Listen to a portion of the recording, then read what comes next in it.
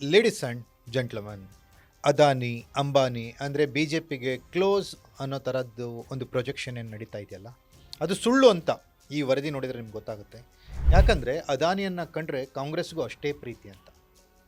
ನಾವು ಅದಾನಿಯನ್ನು B J P ಮತ್ತು ಕಾಂಗ್ರೆಸ್ನ ಸ್ನೇಹಿತ ಅಂತ ಕರಿಬೇಕು, ಅಥವಾ ಕಾಂಗ್ರೆಸ್ಸಿಗರು ಅವ್ರಿಗೇನಾದರೂ ಲಾಭ ಆಗುತ್ತೆ, ಅವ್ರಿಗೇನೋ ಸಿಗುತ್ತೆ ಅಂದ ತಕ್ಷಣ ವಿರೋಧಿಗಳನ್ನು ಕೂಡ ಅವ್ರ ಫ್ರೆಂಡ್ಸ್ನಾಗ ಮಾಡ್ಕೊಂಡ್ಬಿಡ್ತಾರೆ ಅಂತ ಅನ್ಕೋಬೇಕು, ಗೊತ್ತಿಲ್ಲ. ಇದು ಎಕ್ಸ್ಪೋಸ್ಡ್ ಸ್ಟೋರಿ. ಅದಾನಿ ಕಳ್ಳಾಟ ಜೊತೆಗೆ ಸರ್ಕಾರದ ಒಡನಾಟ. ಕರ್ನಾಟಕ ಸರ್ಕಾರದ ಮಂತ್ರಿಗಳು ಅದಾನಿ ಜೊತೆಗೆ ಯಾವ ರೀತಿ ಫ್ರೆಂಡ್ಶಿಪ್ ನಿಟ್ಕೊಂಡಿದ್ದಾರೆ, ಯಾವ ರೀತಿ ಅದಾನಿಯವರ ಕಂಪನಿಗೆ ಒಳಗಿಂದೊಳಗೆ ಸಪೋರ್ಟ್ ಮಾಡ್ತಿದ್ದಾರೆ ಅನ್ನೋದರ exposed story.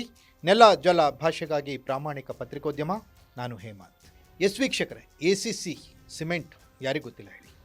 ACC cement Adani ಒಡೆತನದ company. ACC cement private limited Adani ಒಡೆತನದ ಕಂಪನಿ. ಆ ಕಂಪನಿಯಿಂದ ಸುಮಾರು 850 ಕೋಟಿಯಷ್ಟು ಟ್ಯಾಕ್ಸ್ ಮತ್ತು ದಂಡವನ್ನು ವಸೂಲಿ ಮಾಡಬೇಕು ಅಂತೇಳಿ ಕರ್ನಾಟಕ ಸರ್ಕಾರ ಈ ಹಿಂದೆ ಆದೇಶ ಮಾಡಿ, ಸರ್ಕಾರದಿಂದ ಆದೇಶ ಬಂದರೂ ಕೂಡ 850 ಕೋಟಿ ವಸೂಲಿ ಮಾಡೋದಿರಲಿ, ಮತ್ತೆ ಅವರ ಬಿಸ್ನೆಸ್ಸನ್ನು ವಿಸ್ತರಿಸ್ಕೊಳ್ಳಿಕ್ಕೆ ಅದಾನಿಯವರಿಗೆ ಪರ್ಮಿಷನ್ ಕೊಟ್ಟಿದೆ. ಅದು ಕೂಡ ಆ ಸರ್ಕಾರಕ್ಕೆ ವಂಚಿಸಿರೋ ಪ್ರಕರಣವನ್ನು ಮುಚ್ಚಿಟ್ಟಿದೆ ಕಾನೂನು ಇಲಾಖೆ. ಇಂಡಸ್ಟ್ರೀಸ್ ಆ್ಯಂಡ್ ಕಾಮರ್ಸ್ ಡಿಪಾರ್ಟ್ಮೆಂಟ್ ಅಂದರೆ ಕೈಗಾರಿಕಾ ಇಲಾಖೆಯ ವ್ಯಾಪ್ತಿಯಲ್ಲಿ ಬರುವಂಥ MB ಪಾಟೀಲ್ರು ಸನ್ಮಾನ್ಯ ಒಂದು ಕಡೆ, ಮತ್ತೊಂದು ಕಡೆ HK ಪಾಟೀಲ್ ಕಾನೂನು ಮಂತ್ರಿಗಳು. ಈ ಕಾನೂನು ಇಲಾಖೆ ಅಧಿಕಾರಿಗಳು ಅವರಿಗೆ ದಂಡ ಹಾಕಿರೋ ಫೈಲನ್ನು ಮುಚ್ಚಿಟ್ಟು ಹೊಸ ಫೈಲ್ನ ಪುಟಪ್ ಮಾಡಿದ್ದಾರೆ. ಯಾವ ರೀತಿ ನಡೀತಾ ಇದೆ ನೋಡಿ. ಒಂದು ಕಡೆ ಕೇಂದ್ರ ಸರ್ಕಾರದಲ್ಲಿ ನರೇಂದ್ರ ಮೋದಿ, ಅಮಿತ್ ಶಾ ವಿರುದ್ಧ ಅದಾನಿ ಫ್ರೆಂಡ್ಶಿಪ್ ಬಗ್ಗೆ ರಾಹುಲ್ ಗಾಂಧಿ ವ್ಯಾಪಕವಾಗಿ ಟೀಕೆ ಮಾಡಿ ಮಾತಾಡ್ತಾರೆ, ಅದಾನಿ ಅಂಬಾನಿಯನ್ನು ವಿರೋಧಿಸ್ತಾರೆ. ಇಲ್ಲಿ ಕಾಂಗ್ರೆಸ್ ಗೌರ್ಮೆಂಟ್ ಅವರದೇ ಪಕ್ಷದ ಮಂತ್ರಿಗಳು ಅದಾನಿ ಜೊತೆಗೆ ಒಳಗಿಂದೊಳಗೆ ಕುಚುಕು ಥರ ಫ್ರೆಂಡ್ಶಿಪ್ ಮಾಡ್ತಾರೆ. ಇದು ರಾಜಕಾರಣಿಗಳು ಏನಾದರೂ ಸಿಗುತ್ತೆ ಅಂದರೆ, ರಾಜಕಾರಣಿಗಳು ಏನಾದರೂ ಹಿತಾಸಕ್ತಿ ಇದ್ದರೆ ಯಾವ ತತ್ವನೂ ಬರಲ್ಲ, ಯಾವ ಸಿದ್ಧಾಂತನೂ ಬರಲ್ಲ, ವ್ಯಕ್ತಿತ್ವದ ನಡುವಿನ ವೈಷಮ್ಯಗಳು, ವೈರುಧ್ಯಗಳು ಬರಲ್ಲ. ಹೈಕಮಾಂಡ್ ಏನು ಬೇಕಾದರೂ ಹೇಳಿ, ನಮಗಿಲ್ಲೇನೋ ಸಿಗುತ್ತಾ, ನಾವು ಇದು ಮಾಡಿಬಿಡ್ತೀವಿ ಅನ್ನೋದು. ಇದು ಕೇವಲ ಈ ಇಲಾಖೆಯಷ್ಟೇ ಅಲ್ಲ, ಬೇರೆ ಬೇರೆ ಇಲಾಖೆಗಳಲ್ಲಿ ನಡೀತಾ ಇದೆ. ಆದರೆ ಅದಾನಿ ಅನ್ನುವ ವಿಚಾರ ಬಂದಾಗ ಮೈಯೆಲ್ಲ ಕಣ್ಣಾಗಿ ನೋಡಬೇಕಾದಂತಹ ಕಾಂಗ್ರೆಸ್ ಸರ್ಕಾರ.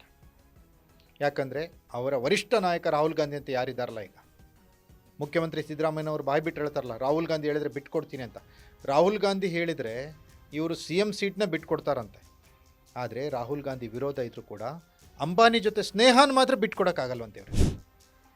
ಇದು ನಮ್ಮ ರಾಜಕಾರಣಿಗಳ ಇಬ್ಬಗೆ ನೀತಿ.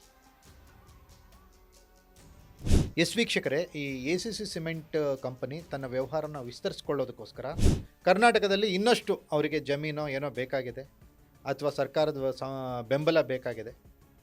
ಅದಕ್ಕೆ ಫೈಲ್ ಪುಟಪ್ ಆಗಿದೆ.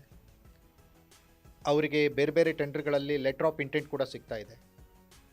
ಈ ಹಿಂದೆ ಸರ್ಕಾರ ಯಾವುದೇ ಕಂಪನಿ ವಿರುದ್ಧ ದಂಡವನ್ನು ಪ್ರಯೋಗ ಮಾಡಿದರೆ ಆ ಕಂಪನಿಗಳಿಗೆ ಟೆಂಡರು ಕೊಡಬಾರ್ದು, ಆ ದಂಡವನ್ನು ವಸೂಲಿ ಮಾಡಲಿಕ್ಕೆ ಪ್ರಯಾರಿಟಿ ವೈಸ್ ಕ್ರಮಗಳನ್ನ ಕೈಗೊಳ್ಳಬೇಕು.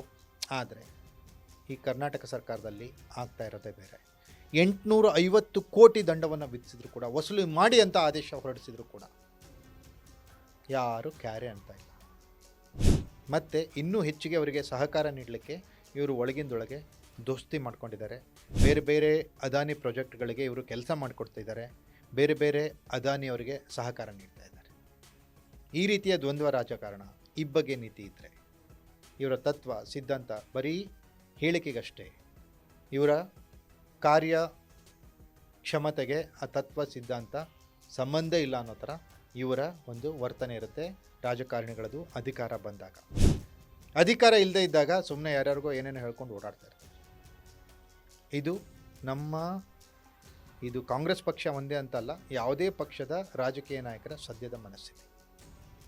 ಇನ್ನಾದರೂ ಅದಾನಿ ಅಂಬಾನಿ ಅಂದರೆ BJP ಫ್ರೆಂಡ್ಸ್ ಅವರು BJP ಫೇವರ್ ಆಗಿದ್ದಾರೆ, BJP ಅವರು ಅವ್ರಿಗೆ ಲಾಭ ಮಾಡಿಕೊಡ್ತಾರೆ ಅನ್ನೋದ್ರ ಜೊತೆಗೆ ಈ ಕಾಂಗ್ರೆಸ್ನವರು ಅವ್ರ ಜೊತೆಗೆ ಹೆಂಗೆ ಕುಚುಕು ಕ್ಲೋಸ್ ಆಗಿದ್ದಾರೆ, ಯಾವ ರೀತಿ ಅವ್ರ ಕೆಲಸಗಳು ಆಗೋ ಥರ ಇವರು ಸೈಲೆಂಟಾಗಿರ್ತಾರೆ ಅನ್ನೋದಕ್ಕೆ ಇದೊಂದು ಜ್ವಲಂತ ಉದಾಹರಣೆ. ವೀಕ್ಷಕರೇ, ಇದಾಗಿತ್ತು ಎಕ್ಸ್ಪೋಸ್ಡ್ ಸ್ಟೋರಿ. ನೆಲ ಜಲ ಭಾಷೆಗಾಗಿ ನೋಡ್ತಾ ಇರಿ ಫೋಕಸ್ TV.